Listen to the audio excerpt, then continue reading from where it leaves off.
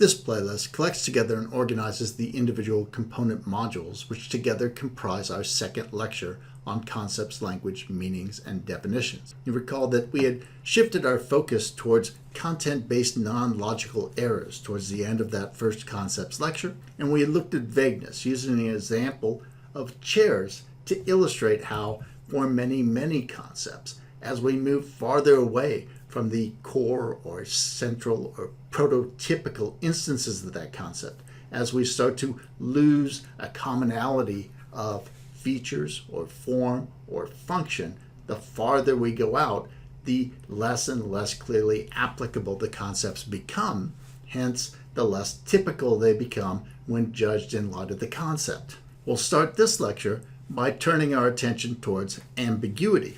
In the case of ambiguity, what we'll note is that concepts are a management strategy for dealing with ambiguity, that concepts introduce a certain kind of ambiguity, and concepts also diminish a certain kind of ambiguity, trying to strike a balance between them to facilitate high-functioning cognition. So let's consider ambiguity then. Typicality tells us that concepts have inherent vagueness. This vagueness can prove problematic in some circumstances, but overall, it allows a certain flexibility in how we categorize the world. When we contemplate the task of categorization and bear in mind that we engage in categorization with limited knowledge and resources, we realize that categorization proves inherently ambiguous for two reasons. First, the world is inherently ambiguous in that objects are ambiguous with respect to our categories. Consider this watermelon. We could categorize it as a fruit, as a bit of plant matter, as an oval, as something that's green, as something that weighs more than 5 pounds, as a summertime food, as something that people have dropped off of buildings, and so on. There are lots and lots and lots of different categories, and nothing about this watermelon intrinsically favors one category over another. Thus, when we engage in the act of categorization, we are, in effect, taking a very ambiguous world and imposing a lower degree of ambiguity by selecting a particular way of thinking about that object, packaging it up a certain way. Now, once we've packaged it up that way, then we have access to that executive summary, to that set of information that has been culled from our experiences because it has proved useful in interacting with objects of that category in the past. However, that comes at a price. Once we categorize our watermelon as a piece of fruit and stop thinking about it as an individual object, we stop paying attention to its individuality, the ways in which it's the same as or different from other pieces of fruit. We start to ignore those and consider the watermelon as something generically fruity. This gives us access to all sorts of information, like the fact that the watermelon is editable.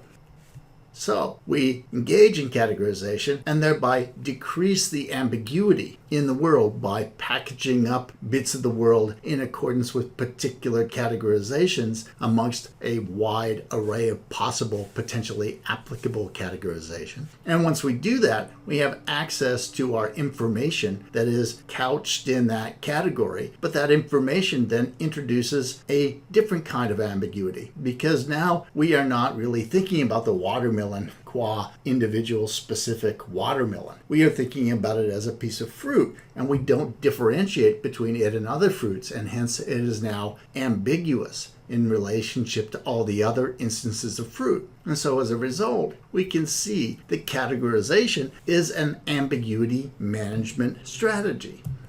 You can think about categorization as a management strategy for ambiguity. Categorization decreases unhelpful ambiguity, providing us with access to generalized knowledge for a class of things. That has a cost. The cost is a loss of access to information encoded under other equally applicable concepts, as well as a loss of specific information with regard to that specific object. So we have an increase in ambiguity, and we also seal ourselves off from other information conduits through other categorizations. So once we think of this as a piece of fruit, for example, and we don't think about it as, say, something that isn't seasonal right now, then that information is walled off from us so long as we continue to think about it in terms of our fruit category. We have this trade-off, this cost for gain. The gain that we get is that generalized knowledge culled from our past experience. The cost is the cost of the individuality with which we think about that watermelon, that increased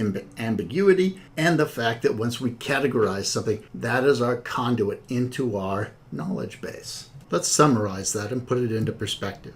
The trade-off between the loss of individual detail, increasing ambiguity intra-conceptually, and the gain of generalized knowledge, decreasing ambiguity extra-conceptually, drives categorization. And that trade-off makes sense given human inference and decision-making needs. Decreasing individual detail helps the brain manage the huge volume of sensory information, and it increases speed. Moreover, reasoners can recover individual information perceptually, oftentimes with relative ease. In a similar fashion, they can access related categorization should they have an inapt categorization, and if worse comes to worse, they can always go back and recategorize. Likewise, categorization allows the cognizer access to information about objects that goes beyond their immediate experience and thereby gives them this added edge in their adaptive interactions with objects of those kinds.